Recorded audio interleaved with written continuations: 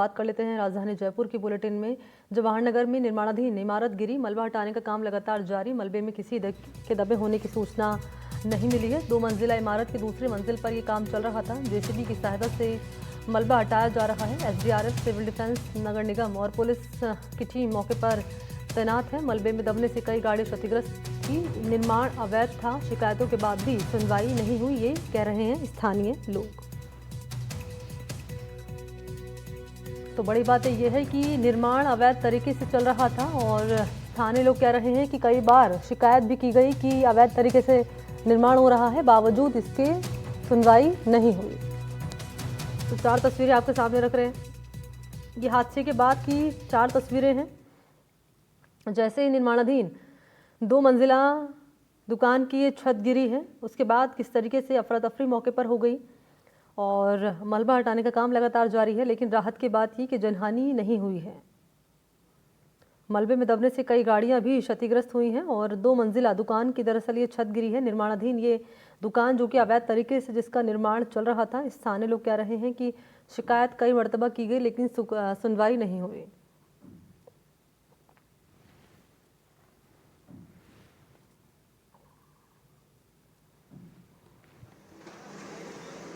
जयपुर के जवाहर नगर इलाके में एक निर्माणाधीन इमारत के गिरने के बाद अफरा तफरी का माहौल हो गया है और बहुत देर से करीब 2 घंटे से अधिक का वक्त हो चला है जबकि ये रेस्क्यू ऑपरेशन यहाँ पर चल रहा है। पुलिस बल, नगर निगम की टीम, एसडीआरएफ की टीम, सिविल डिफेंस की टीम, तमाम टीमें यहाँ पर मौजूद हैं। अभी जो मलबा है वो हटाया जा रहा है। लाइव डिटेक्टर टेस्ट की मदद से यह जानने की कोशिश की गई कि क्या कोई व्यक्ति अंदर दबा है। हालांकि स्थानीय लोग ये बता रहे हैं कि जब ये इमारत गिर रही थी तो कुछ लोग जरूर मौजूद थे, लेकिन वे सभी लोग यहाँ से सुरक्षित निकल गए, इसलिए अंदर किसी के दबे होने की फिलहाल सूचना जो है वो नहीं मिल पा रही है।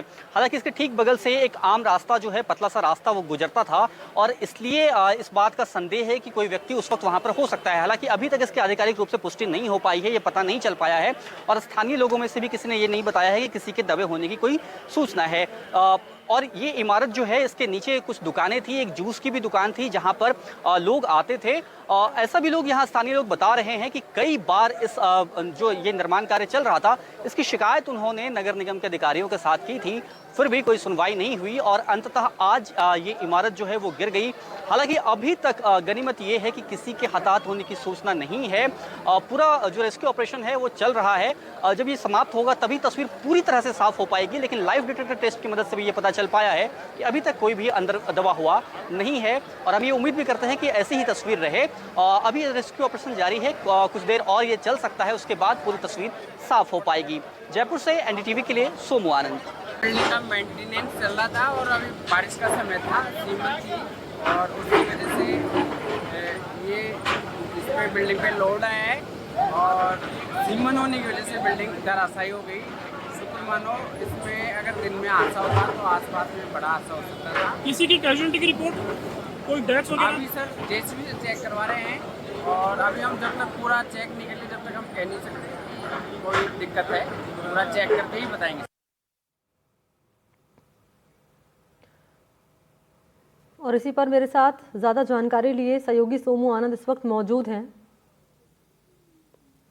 सोमू, आपको आवाज़ मिल पा रही है मेरी? तो मैं चाहूँगी कि आप बताएं दर्शकों को, आपकी रिपोर्ट हमने देखी थी और क्योंकि कई बातें निकलकर सामने आ रही है। हादसा सामने आने के बाद स्थानीय लोग आरोप लगा रहे हैं कि निर्माण जो था अवैध तरीके से चल रहा था।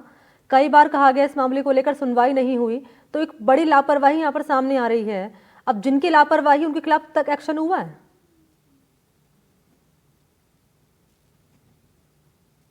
और देखिए, फिलहाल तो मलबा हटाने के काम में पूरा जो प्रशासनिक अमलजामा है वो जुटा हुआ था, तो अभी कार्रवाई की बात तो फिलहाल तुरंत में नहीं हो रही है। अब ये देखना होगा कि जैसा कि स्थानीय लोग या आरोप लगा रहे थे कि माफ कीजिएगा, जैसे कि स्थानीय लोग आरोप लगा रहे थे कि उन्होंने कई बार शिकायतें की, शिकायत किन किन स्तर पर पहुंची है और उसमें कौन लोग ऐसे शामिल थे जिन्होंने उस शिकायत पर सुनवाई नहीं की। इन सारे मामलों की जांच के बाद ही तस्वीर साफ हो पाएगी। बहरहाल सबसे बड़ी बात यह है कि जो 2 मंजिला इमारत थी जो गिरी, उसके बाद भी कोई हताहत नहीं हुआ, ये सबसे सुकून भरी बात है। पहले ये आशंका जताई जा रही थी कि वहां पर उस बिल्डिंग में कुछ लोग दबे हो सकते हैं। देर रात तक मलबा हटाने का काम जो है वो चलता रहा। जब मैं वहां पर था तभी लाइव डिटेक्टर टेस्ट भी किया गया था और उस मशीन के जरिए जांचने की कोशिश की गई थी कि क्या कोई व्यक्ति अंदर दबा है, लेकिन ऐसी कोई तस्वीर सामने नहीं आई।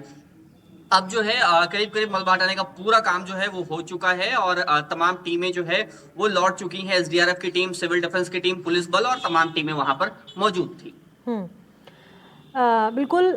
सोमू आनंद, आपकी बातचीत हो पाई अधिकारियों से, क्योंकि पुलिस की टीम तो मौके पर मौजूद रही।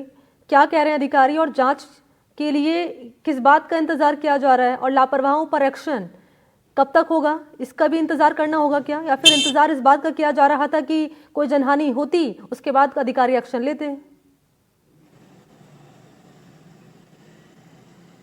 बिल्कुल, देखिए ये कई सारे सवाल तो खड़े होते ही हैं, लेकिन कल जो जिन भी अधिकारियों से हमारी बात हुई उन्होंने ये कहा कि ये हमें देखना होगा कि किस स्तर तक शिकायत हुई थी और आखिर किस स्तर से ये ऐसी चूक हुई कि इन शिकायतों पर कोई कार्रवाई नहीं हुई।